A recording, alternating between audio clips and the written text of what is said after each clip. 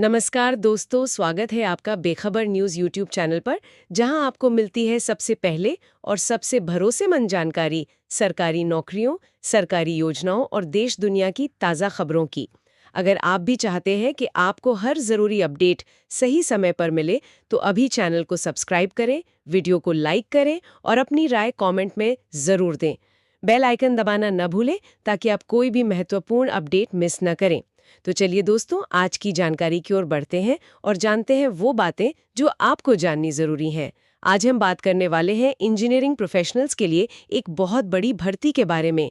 ये भर्ती निकाली है राइट्स लिमिटेड ने, जो कि भारत सरकार का एक नवरत्न प्रतिष्ठान है। जी, राइट्स लिमिटेड।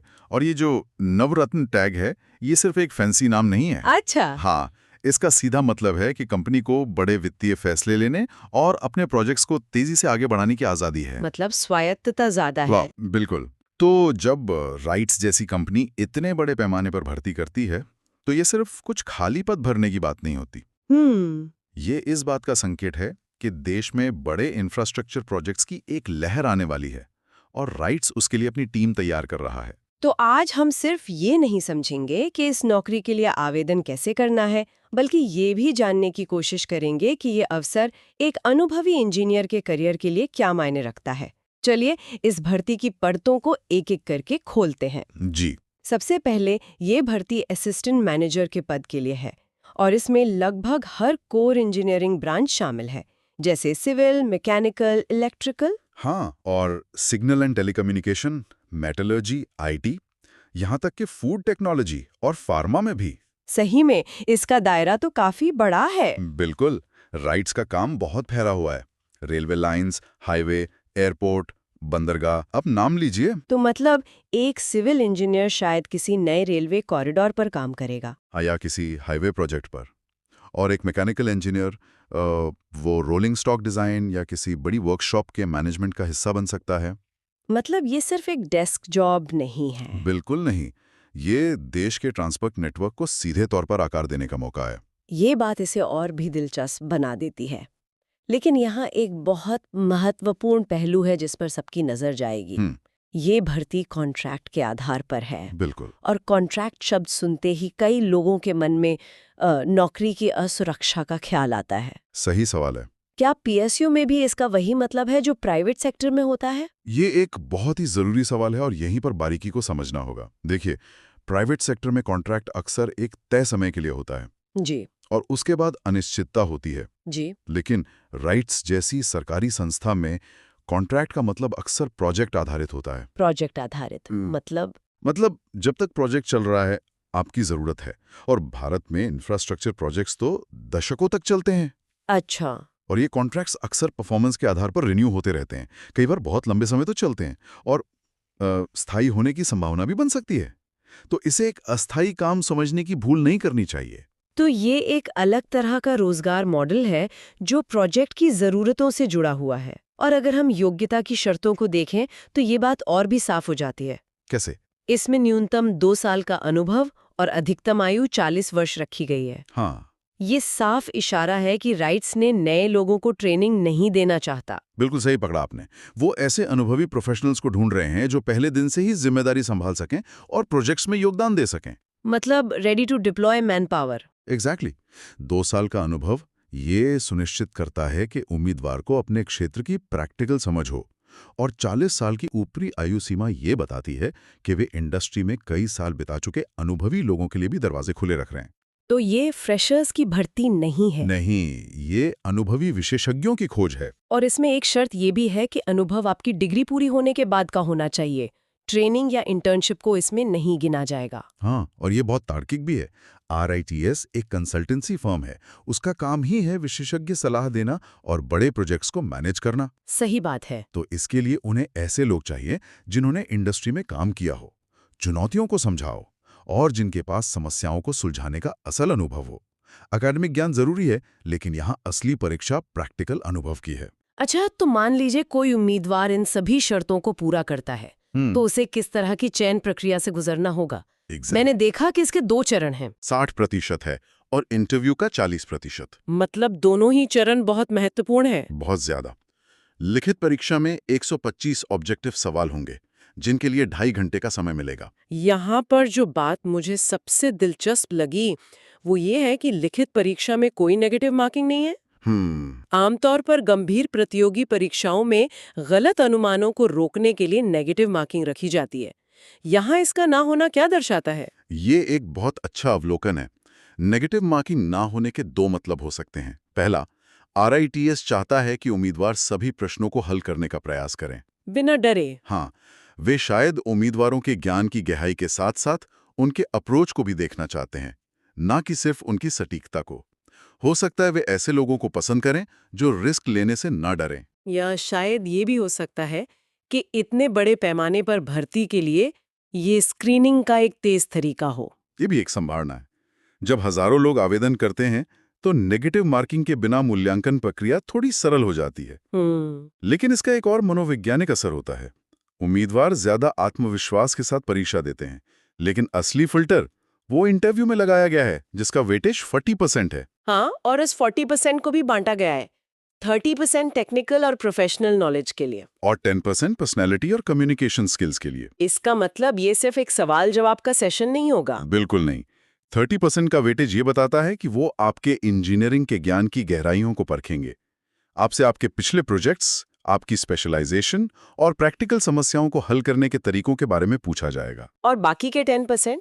बाकी के 10% ये देखेंगे कि आप अपनी बात को कितने प्रभावी ढंग से रख पाते हैं, टीम में कैसे काम करेंगे और क्या आप में कंसल्टेंट वाली काबिलियत है या नहीं।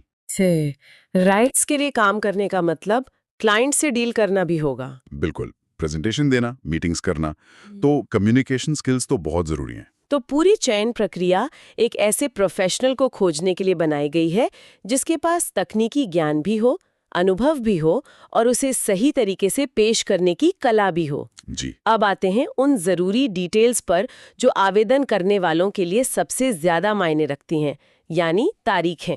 तारीखों को लेकर बहुत सावधान रहना होगा, क्योंकि समय ज्यादा नहीं है। कब से शुरू हो रहे हैं आवेदन? ऑनलाइन आवेदन 26 नवंबर 2025 से शुरू होंगे और 25 दिसंबर 2025 को बंद हो जाएंगे।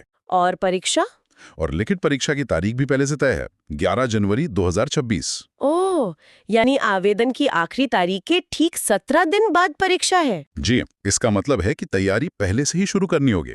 आप आवेदन भरने का इंतजार नहीं कर सकते। और यहाँ एक कट ऑफ डेट का भी जिक्र है जो कि 25 दिसंबर 2025 है।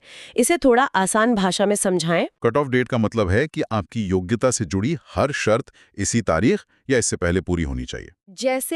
जैसे अगर आपकी उम्र 40 साल से ज्यादा नहीं होनी चाहिए, तो वो 25 दिसंबर को 40 से ज्यादा ना हो। अगर 2 साल का अनुभव चाहिए तो वो भी इसी तारीख तक पूरा हो जाना चाहिए। अच्छा, मतलब अगर किसी का अनुभव जनवरी 2026 में पूरा हो रहा हो तो वो आवेदन नहीं कर सकता। हर दस्तावेज इसी तारीख के हिसाब से परखा जाएगा। ये एक बहुत ही अहम बिंदु है। अब एक और प्रैक्टिकल बात पर आते हैं। इसमें कहा गया है कि एक उम्मीदवार सिर्फ एक ही वैकेंसी कोड के लिए आवेदन कर सकता है। जी, वीसी नंबर। हाँ, भले ही भर्तियां अलग-अलग क्षेत्रों उत्तर, पूर्व, पश्चिम, दक्षिण में निकली हैं। इसका उम्मीदवारों के लिए क्या मतलब है? इसका मतलब है कि आपको बहुत सोच समझकर फैसला लेना होगा। मान लीजिए आप एक मैकेनिकल इंजीनियर हैं और आपके लिए उत्तर क्षेत्र में 60 पद हैं और पश्चिम में 25।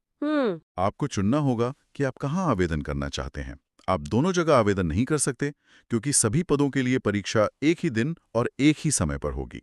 ओह, तो ये एक तरह से रणनीति का खेल हो गया।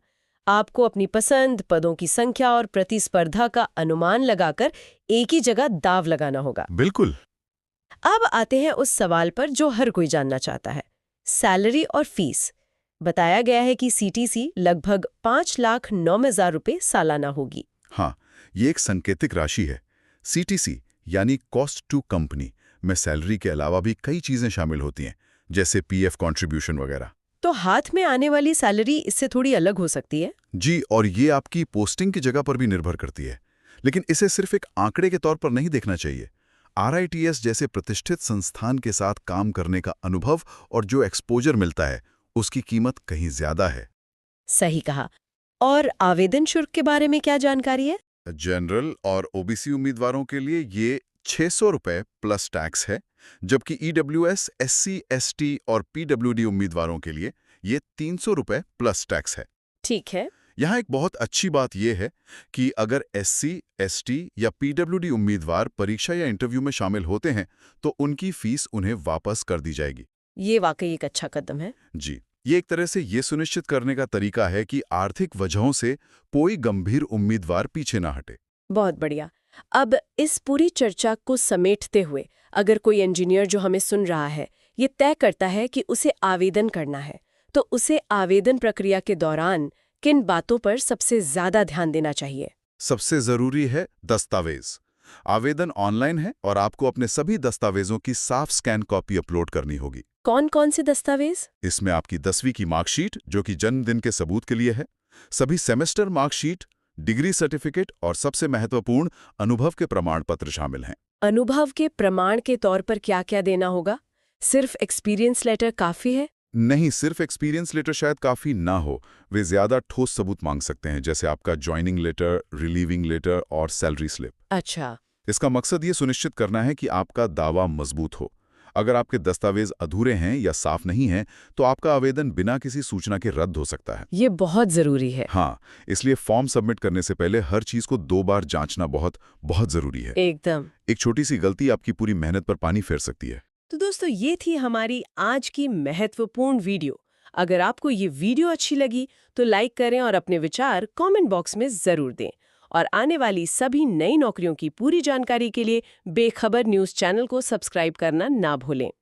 मिलते हैं अगली वीडियो में एक और नई नौकरी की जानकारी के साथ। धन्यवाद।